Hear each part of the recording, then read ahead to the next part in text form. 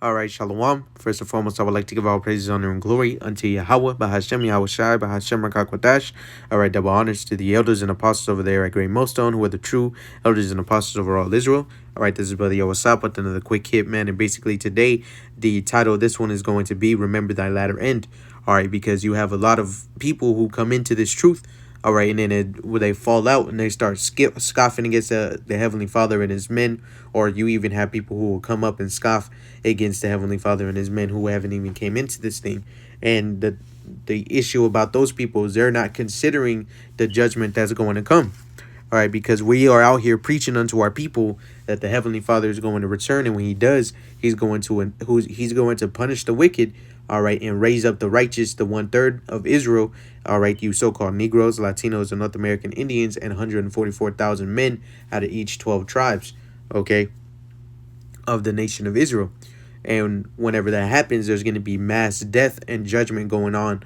All right, and if you're not considering the things that you're doing or the things that you're saying, and you are just letting everything pass through you, or you're just going with the flow, then your judgment is going to be dire. Okay, you're going to be put in a very tough situation, should I say. All right, because the Heavenly Father is not playing any games. All right, and so to go ahead and start it off, this is going to be the book of Deuteronomy, chapter 32 and verse 29. And before I read it, what you have to understand is that during this time, Israel they had just got brought out of Egypt. All right, and they were seeing the signs and the wonders that the Heavenly Father was doing, yet they were still serving strange gods. Okay, they were committing acts of idolatry. All right, they were just committing wicked acts before the Heavenly Father. Okay, and this is what he had to say. So Deuteronomy chapter 32 and verse 29, and it says, "Oh, that they were wise, that they understood this." And what is the beginning of wisdom? The fear of Yahweh. And so it says that they would consider their latter end. That's right, because you are sinning against the Heavenly Father. Because at the end of the day, you can scoff against the men, you can kill them, you can torture them, but at the end of the day, your judgment is going to come from on high. At the end of the day, we're not going to be the ones to decide what's going to happen to you. Yahweh Radazah, we're the executors. All right, but at the end of the day, that's the Heavenly Father.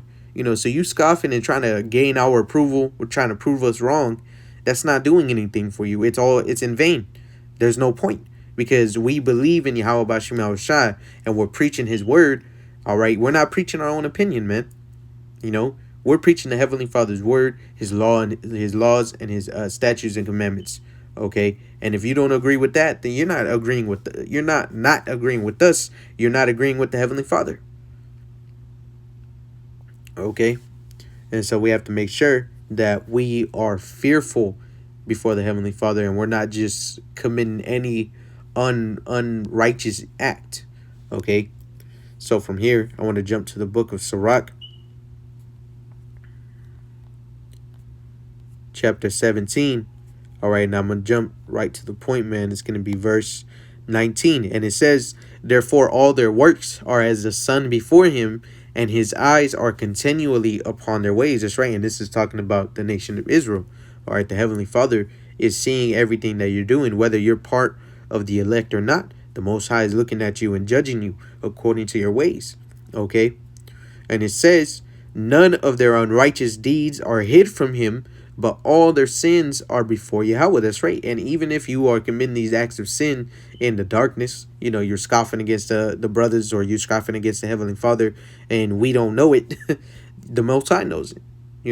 So you have to make sure that you're diligently seeking for the Heavenly Father's approval, rather than scoffing and just having that momentarily fleshly pleasure. You want to make sure that you are considering the things that are going to come after what you have said or you have done. And this goes with anything, when it comes to the brotherhood, when it goes out to preaching, making a lesson, despite whatever you're doing, you want to make sure that you are putting the Heavenly Father's ways beforehand. You're making sure that it's going to considering according to how the Heavenly Father will want you to act. You don't want to be transgressing the law, or just thinking that you can do and say whatever, and that there's not going to be any consequences. All right, so from here, real quick, Let's jump to the book. I believe it's in the book of Ecclesiastes, chapter 8.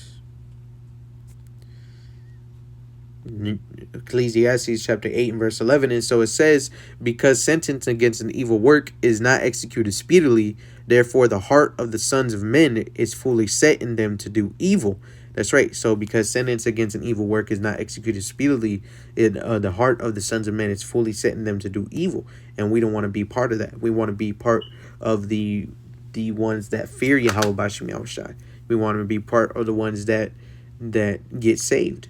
Because the rest of these people, they believe that they can get away with that, with whatever they want. They're in that YOLO spirit. You only live one spirit, and really it's the Esau, the so-called white man, the red Hebrew Edomites fault. But it's also our people have been that way for a while as well. That's really what got us in this predicament in the first place. Okay. And so from here, man, I want to go ahead and end it off on this. It's going to be the book of Sirach, chapter 28 and verse 6. And it says, remember thy end, and let enmity cease. Remember corruption and death, and abide in the commandments. That's right. Remember thy end, and let enmity cease. And let's get that word enmity. All right. Which means hostile feeling, rivalry, malice, internal conflict, enmity, hostile act, aversion. So you want to make sure that you don't have any hostility against the Heavenly Father or his men. You want to make sure that you're not doing this thing to have a rival or with malice, or you don't want to be having that internal conflict within yourself. You got to let that cease. Okay? You got to let that go and trust in the Heavenly Father, whose name is Yahweh, and his son Yahweh Shai, and pray that if you are in the spirit, that he takes it off you, and pray that the Lord returns you back. All right? Because we understand that at the end of the day, these people, they're going to be judged according to their actions, including us.